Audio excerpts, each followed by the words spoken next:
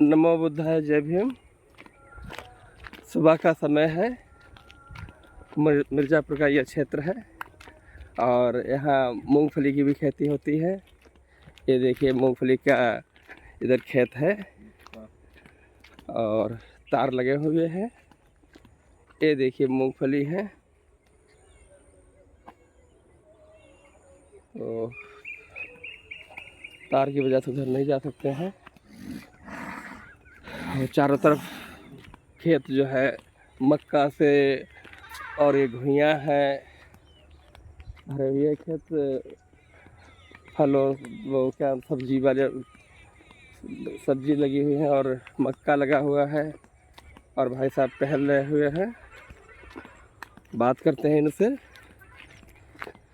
और नमो बुद्धाय, जय भीम भाई साहब। नमो बुद्धाय, जय भीम। तो सुबह डेली टहलते हैं आप? हाँ, लगभग जो है किसी भी दिन नहीं तो लगभग डेली टहलते हो? 2-3 किलोमीटर हो जाता है।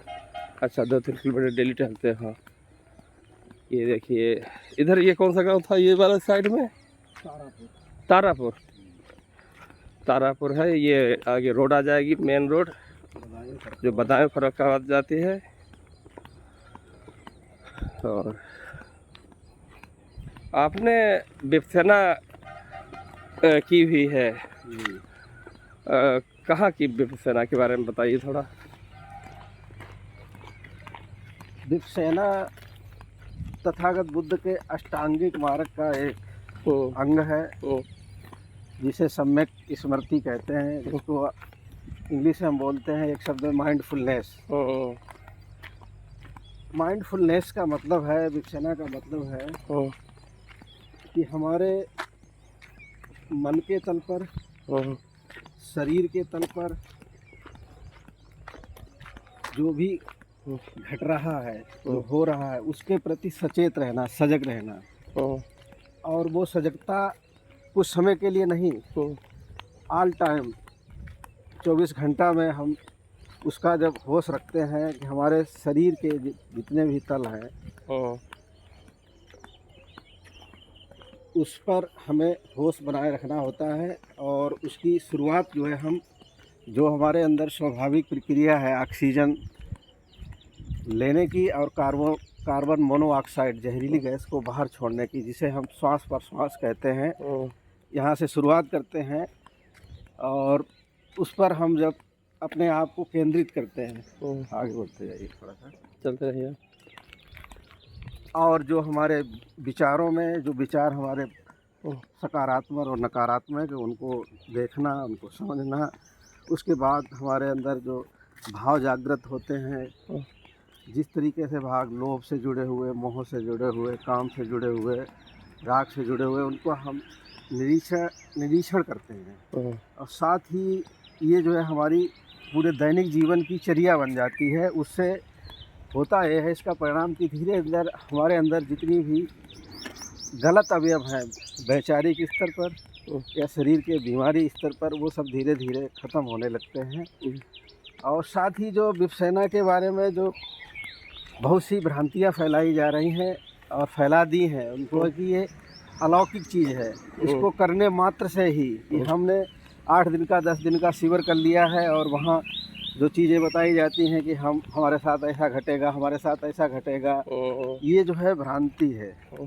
इसका मूल मकसद है कि पूरे जीवन में, पूरे 24 घंटे का, पूरे 30 दिन को हमें सजगता के साथ, होश के साथ जीना है। और हमारे शरीर के तल पर, मन के तल पर और श्वास के तल पर जो घट रहा है उसका निरीक्षण करना है। काट दो और आगे और बनाएंगे। अभी 1 मिनट, इसमें 2 एक क्वेश्चन पूछते हैं। इसमें ये बात है, आपने किया कहाँ है, ये कहाँ इसका प्रशिक्षण दिया आपने? इसका प्रशिक्षण हमने जो है हिमाचल में जगह है एक, सोलन में सपाटू जगह है, वहाँ पर विपसेना का केंद्र चलता था, वहाँ से हमने इसको लिया था। कितने दिन का कोर्स किया था आपने? 10 दिन का। 10 दिन का। और किताबों के बाद फिर हमने व्यक्तिगत तौर पर भी कुछ भिक्षु लोग थे, उनके साथ में रह कर के विपसेना सती पठान भी किया है। अच्छा। और उसका मूल आधार यही है कि हम अपने जो हमारा शरीर है, इसके शरीर पर जितने भी तल हैं, मन, विचार और श्वास प्रश्वास, इसको हम कितना होश से करते हैं। और हमारे अंदर उठने वाले जितने भी भाव हैं, उनको हम कितना समझते हैं और उनका कितना हम निराकरण करते हैं अपने जीवन में। और फिर उसको हम जब दिनचर्या बना लेते हैं कि जब हम चलते हैं, बैठते हैं, ऑफिस में काम करते हैं, स्कूल में पढ़ाते हैं या कहीं जाते हैं, खाना खाते हैं, तो हम सजग रहते हैं कि इस खाना का क्या मतलब है, बैठने का क्या मतलब है, चलने का मतलब क्या है, काम करने का क्या मतलब है। और हमारे अंदर जो भी भाव जानते रहते हैं, उनको भी देखना, ये सब इसी विपश्यना के ही केंद्र है, जिसको जो है काया अनुपश्यना।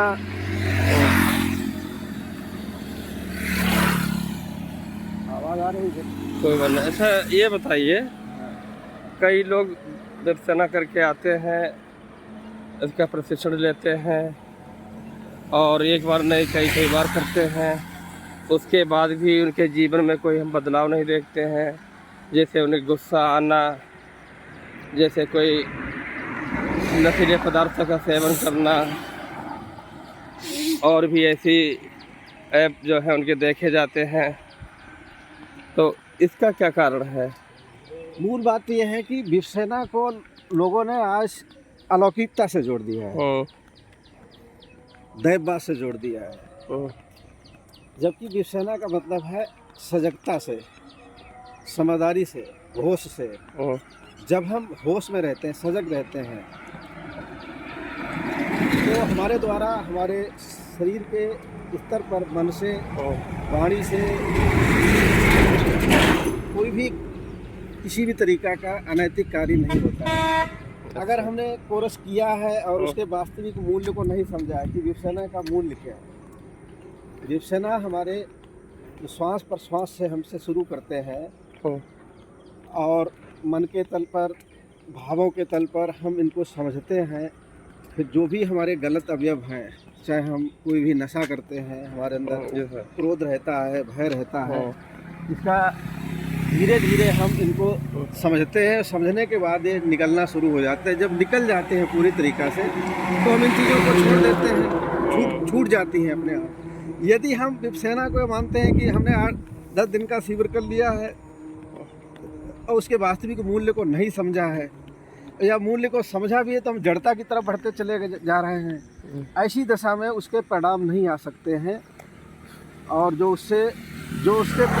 विपश्यना से समझ है कि विपश्यना करने से हमारे सारी बुराइयां दूर हो जाती हैं, सारे अवगुण निकल जाते हैं, और उसको हम होश के साथ नहीं करते, समझदारी के साथ नहीं करते हैं, तो परिणाम, वांछित परिणाम नहीं आ सकते हैं। तो हमें समझना होगा कि ये पूरे जीवन जीने की और दैनिक जीवन जीने की विपश्यना एक कला है, जो हमारे अंदर से समस्त बुराइयों को निकालती है, शरीर के रोगों को निकालती है।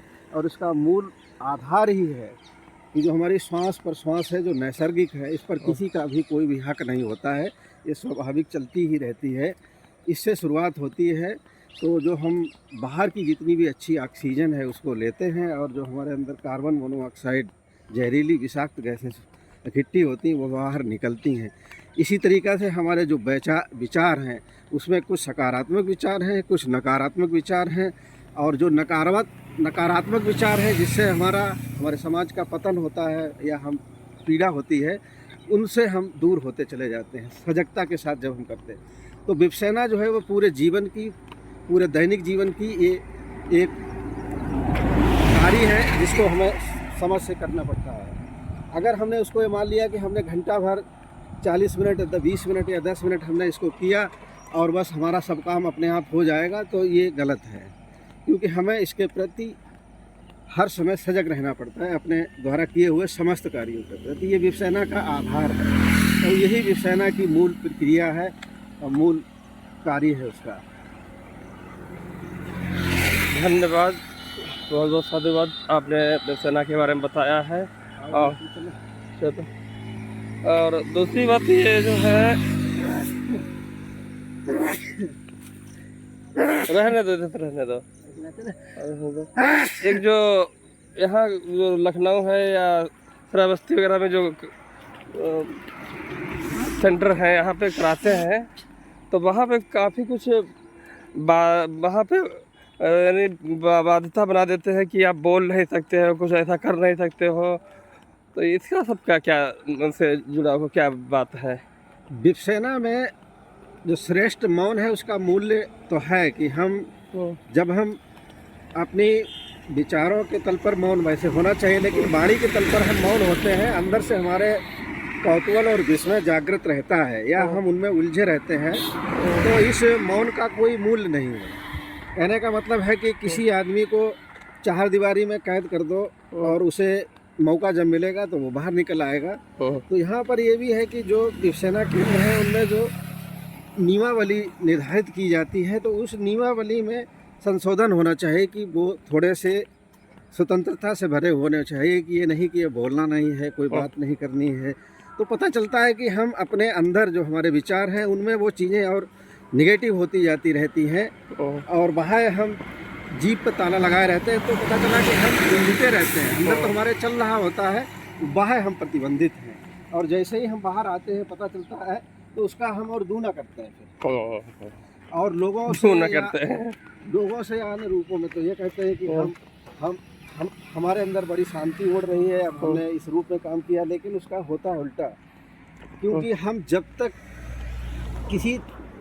किसी भी विचार, किसी भी कार्य की उसकी वास्तविक समझ हमारे अंदर उत्पन्न नहीं होती है, तब तक उसके परिणाम आ नहीं सकते जैसे परिणाम चाहे जाते हैं। यही विपश्यना का आधार है कि इन केंद्रों पर जो अब थोड़ी सी जटिलता कर दी गई है, उसका व्यवसायिक रूप भी दे दिया गया है। तो इन चीज़ों को समझना होगा कि विपश्यना जो मूल हमारी जो होश को कायम करना है, समझ को बढ़ाना है, और उनमें जो श्वास पर काम किया जाता है, चित्त के स्तर पर, काया के स्तर पर और विचार के स्तर पर। जैसे काया अनुपस्सना, चित्त अनुपस्सना किया जाता है, तो उसका मूल आधार है कि हमारे अंदर की जो भी गलत चीज़ें हैं उनसे हम दूर हो जाएं, और हमारे अंदर नेचुरल या प्राकृतिक चीज़ें, स्वाभाविक चीज़ें आ जाएं, जिससे किसी का भी और साथ मेरा भी कोई भी नुकसान हो ना, हम किसी तरीक़ा से परेशान, व्यथित और बेचैन हो, व्याकुल हो।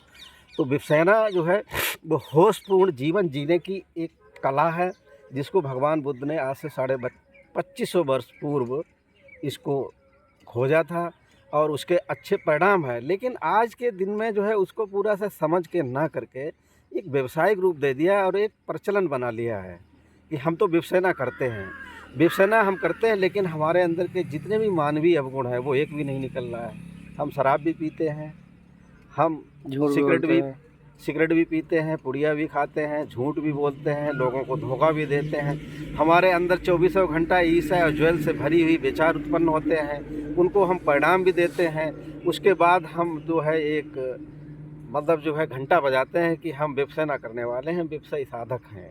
ये बड़ा विचित्र है। और विपश्यना को अलौकिकता से भी जोड़ देना कि खाली मात्र विपश्यना करने से ही हमारे अंदर की सारी बुराइयां निकल जाएंगी, ये एक भ्रांति है और एक गलत प्रचलन भी है। इसको समझना होगा। विपश्यना होशपूर्ण जीवन जीने की एक कला है, और जब होशपूर्ण हम जीवन जीते हैं तो हम सजग बनते हैं, समझदार बनते हैं, और गलत और सही का निराकरण करते हैं, उसी हिसाब से जीवन जीते हैं। यही विपश्यना का आधार है। बहुत अच्छे ढंग से आपने बताया है। तो विपश्यना का मतलब जो है कि आपका शुद्ध जो जीवन है वो आपको करना है। उसका तरीका यही नहीं वहाँ इंस्टीट्यूट में जाएं और वहाँ से प्रमाण पत्र लेके आए कि हम करके आए हैं, अब हम एक शुद्ध पुरुष हो गए हैं, कि वैसे टाइप में है, प्योरीफाई कर दिए गए हैं। और उसका आप जो अष्टांगिक मार्ग में बताया गया, यानी उसमें ये कि स्मृति, और उसमें बताया है व्यायाम वाला। नहीं, व्यायाम अलग है। हाँ, अब व्यायाम मतलब मुझे जहाँ तक ये समझ में आ रहा कि आप जो बाकी 7 हैं उन पर डेली अभ्यास करना है, डेली यानी एवरी टाइम पर, हर एक समय पर हमें समझना होगा। अच्छा। सम्यक व्यायाम से मतलब है कि हमारे जीवन में कोई भी गलत कार्य ना हो, वो सम्यक व्यायाम में आता है। व्यायाम से नहीं कि हम शरीर से कोई परिश्रम करते हैं, व्यायाम से मतलब है कि हमारे शरीर के द्वारा कोई भी अनैतिक कार्य ना हो रहा, चोरी ना हो रही हो, व्यभिचार ना हो रही हो, हिंसा ना हो रही हो, प्रतिहिंसा ना हो रही हो, तो यह सम्यक व्यायाम में आता है। क्योंकि हम लोग जो है अभी भी अष्टांगिक मार्ग के वास्तविक शब्दों के अर्थों को नहीं समझा। यानी अच्छाइयों को बढ़ाना है इसमें, और जो बुराइयां हैं उनको घटाना उनसे है, दूर होना है। उनसे दूर है। तो यही ये व्यायाम है उसका मतलब। ये सम्यक व्यायाम है। सम्यक व्यायाम यानी अच्छाइयों को हम और बढ़ाना देना है। सम्यक व्यायाम के अंदर हमारे मन और शरीर से कोई भी अवैधानिक अमानसुक कार्य होता है वो सम्यक असम्यक व्यायाम है। हाँ। सम्यक व्यायाम के अंदर है कि हम जितना भी लोगों की भलाई करते हैं, स्वयं की भलाई करते हैं, देश की भलाई करते हैं, मानव जाति की या प्राणी उसे जाति की इसके लिए अगर एक उदाहरण प्रेजेंट करें तो बात यह है जैसे कि हमने किसी को धोखा दिया या किसी को ठग के आए हैं, तो हम जबकि गलत करके आए और उसको बढ़ा रहे हैं, जबकि उसे घटाना चाहिए। और हमारा जो परिवेश होता है, हमारे जो शास्त्र लोग होते हैं, ये जैनदर जी बहुत सही है, बहुत होशियार हाँ, है। तो यहाँ पर सम्यक व्यायाम का पालन नहीं हो पा रहा। नहीं हो रहा है, यानी कि उसको घटाना चाहिए। जबकि परिवेश के लोग जो अगर हो, साथ के लोग हैं, उसे कहना चाहिए भाई ये तो आप गलत करके आए हो, किसी का साथ में धोखा इसी करके। तरीके से हम आगे थोड़ा सा फिर पुनः शिवसेना पर आएंगे। भगवान बुद्ध का जो 2550 वर्ष दिया हुआ मार्ग अष्टांगिक मार्ग है। अष्टांगिक मार्ग में जितने भी मानव जीवन की जितनी भी चीज़ें हैं वो सब समाहित हैं। उसी में ये जो है सम्यक स्मृति, जिसे माइंडफुलनेस बोलते हैं, विपश्यना बोलते हैं, ये भी है। क्योंकि इसका सीधा सा संबंध है कि हम अपने जीवन में, अपने दैनिक जीवन में खाते पीते सोते बैठते काम करते, कहने का तात्पर्य है कि जीवन में हम जो भी जितना भी कार्य करते हैं वो सब सजगता के साथ करें, होश के साथ करें, समझदारी के साथ करें। यही मूल विपश्यना का आधार है। सम्यक स्मृति माता है ये। सम्यक स्मृति माता है। क्यों कहने का तात्पर्य है कि हमारे द्वारा, हमारे समझ के द्वारा या हमारी बुद्धि के द्वारा जहाँ पर भी कोई भी गलत कार्य हमारे द्वारा हो रहा है वहीं पर हमें रुक जाना चाहिए और हमें समझना चाहिए कि ये गलत कार्य हो रहा है। इसका हमारे लिए, हमारे समाज के लिए और मनुष्य जाति या प्राणी जाति के लिए इसका गलत परिणाम आएगा और ये हमारे अंदर का मनोविज्ञान भी गलत तैयार होगा, जो आगे चल करके हमें तरह तरह की मानसिक बीमारियां भी देता है, गलत परिणाम देता है, गलत परिणाम देता है। और उसको हम भुगतते हैं फिर, और उसको फिर हम कहते हैं कि ये भी हमारा इससे कोई संबंध नहीं रहा, कि हमें समय से नींद नहीं आती है, हमें चिंता रहती है और हम बहुत व्याकुल रहते हैं, हमारे ऐसा अंदर से कुछ हो गया है। तो उसका मूल आधार है कि हमने कभी भी होशपूर्ण जीवन नहीं जिया है। हमने अपने विचारों के तल पर, अपने कार्यों के तल पर कभी भी सजग नहीं हुए, समझा नहीं इसका परिणाम क्या आएगा, और उसको हम करते रहे और फिर हमारे अंदर का जो मनोविज्ञान तैयार होता है, गलत मनोविज्ञान तैयार होता है, उससे फिर हम ही पीड़ित होते हैं। यही इसका आधार है। तो विपश्यना का मूल आधार है कि हमें सजगता से, होश के साथ जीवन जीना है, हर कार्य समझदारी के साथ करना है। और कहने का मूल अर्थ है, अच्छे शब्दों में कहा जाए, कि हमें हर कार्य जो है वो बुद्धि के निर्देशन में ही करना है। इसके अतिरिक्त अगर हम कोई कार्य करते हैं तो उसके गलत परिणाम आएंगे और उसको हमें भुगतना पड़ेगा और हमारे अंदर गलत मनोविज्ञान का निर्माण होता है, जिसको प्रत्यक्ष रूप से हम उसका भुगतान करते हैं फिर।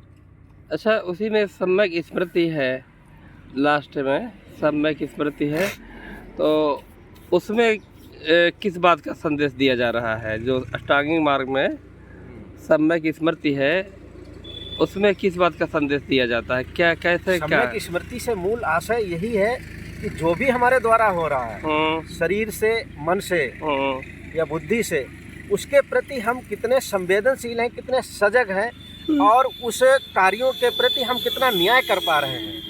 सम्यक स्मृति आ रहा है। सम्यक स्मृति का मूल आधार है कि हम जो भी करते हैं वो कितने होश के साथ कर रहे हैं। जब हम होश के साथ कर रहे हैं तो वहाँ पर न्याय कायम होता है अपने आप, और जैसे ही हम होश में काम नहीं करते हैं वैसे ही वहाँ पर अन्याय कायम होता है और उसका परिणाम हम और समाज में जाता है दोनों तरीके से।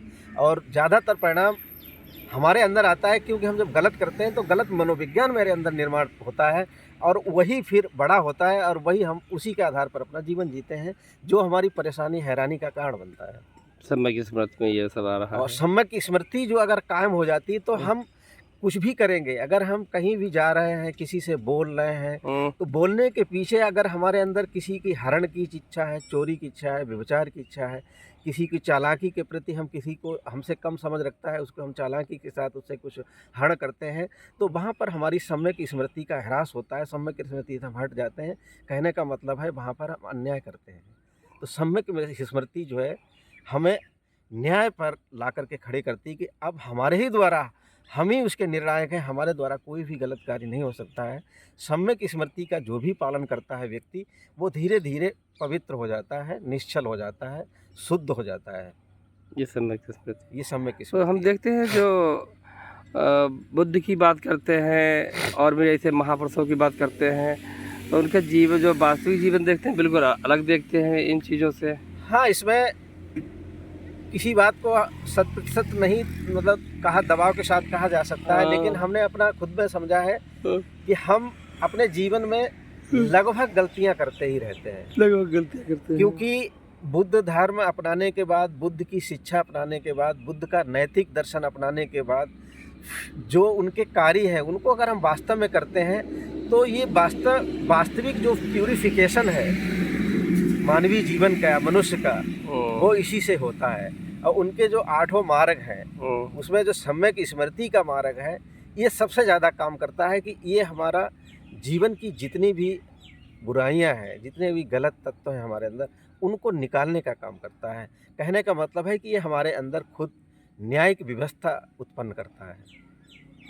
चलो, बहुत लंबे टॉकिंग हो गई है, तो समाप्त करते हैं। बहुत बहुत धन्यवाद आपको। बहुत ही अच्छा इस पर समझ है अष्टांगिक मार्ग पे, और बुद्ध के विचारों पर अच्छी आपको पकड़ है, तो इस बात के बहुत बहुत साधुवाद, धन्यवाद। बहुत बहुत साधुवाद आपको ये और प्रश्न बहुत उठाया, अच्छे और ढंग ये से वास्तव में हमारे जीवन में हमें अष्टांगिक मार्ग का पालन सबको बड़ी सजगता के साथ करना चाहिए। अष्टांगिक मार्ग यही जीवन का आधार है।